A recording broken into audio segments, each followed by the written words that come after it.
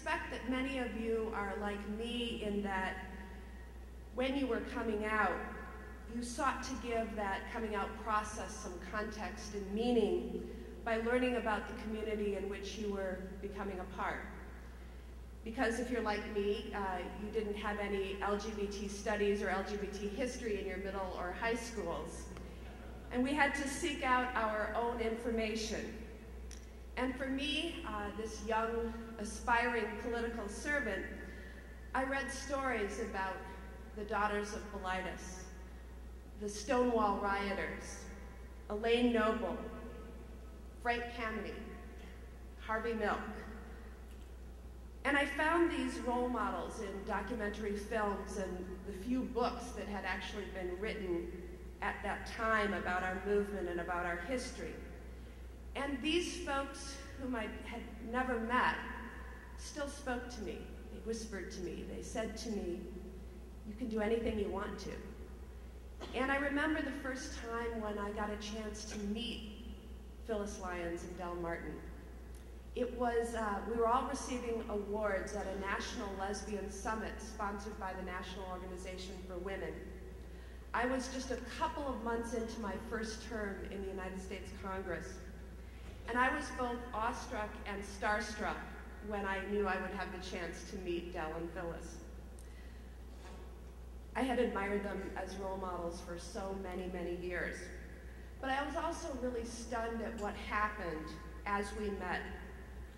It was they who burst into tears as we all embraced upon our meeting. "Oh, Phyllis," Del said, "this is what we have spent our lives working for, that this might happen, and now it has."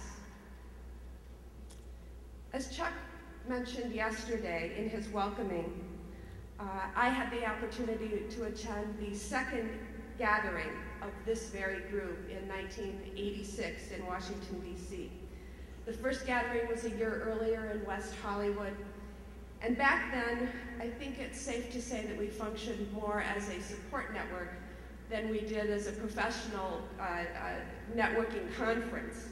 We were a support group for one another. I was 24 years old and 7 months into my first term as a member of the Dane County Board of Supervisors. I attended with two colleagues from my own county board, Dick Wagner and Kathleen Nichols. And State Senator Alan Spear and State Representative Karen Clark and City Councilor Brian Coyle, who Tom Doyle just referred to, of Minnesota, all rounded out our Midwest contingent. And to tell you, the West and East Coasts were represented by some who are here today at this conference. And we even had one participant from abroad, Chris Smith, a member of Parliament from the UK, attended that meeting. And I was thrilled as a political newcomer to be a part of this group, just as thrilled as I am today to be here with all of you, now that we number ourselves in the hundreds rather than in the dozens. Earlier this year, I had the chance to travel to Minneapolis to give the Alan Spear Lecture at the University of Minnesota, and I was humbled to have Alan introduce me. His introduction was generous, but also very moving to me personally.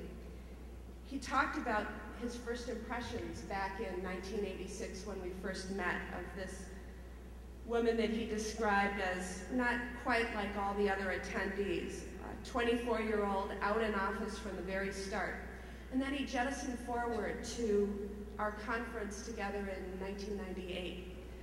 I had flown out to attend that 1998 Congress directly from my congressional freshman orientation. And as I addressed the audience, Alan's partner, June, looked at him and said, "Alan, you look as if this were your own daughter who'd just been elected to Congress." All of these stories bring me to a point that I want to emphasize, and it is that our openness, our visibility, our integrity as out politicians has enormous symbolic value. And this symbolism matters. This symbolism has consequences. You are making a difference sometimes, maybe often, when you don't even know that you're making a difference. And just as I read about Elaine Noble and said, I can pursue my dreams, young people learn about you and me. And each day, they think to themselves, I don't have to have limits because I'm gay. My dreams don't have to be stifled because I am transgender. You are making a difference just by being who you are and where you are. Now, I'm in my 9th year in Congress, and I have to say that prior to this year, by virtue of serving in the minority party, my impact on LGBT issues nationally has been more about educating my colleagues than it has been about substantively advancing issues, because as all of you know, in the minority, you don't set the agenda, you don't call the shots. Nevertheless, that educational and symbolic impact has been incredibly important. Last December, my partner Lauren and I celebrated our anniversary at the White House holiday party for Congress. Got a chance to say, Mr. President, you remember my partner Lauren? We're celebrating our anniversary tonight. Oh, how many years has it been? He asked politely. 10, Mr. President. Congratulations, he replied, also politely. And we all smiled for our photograph.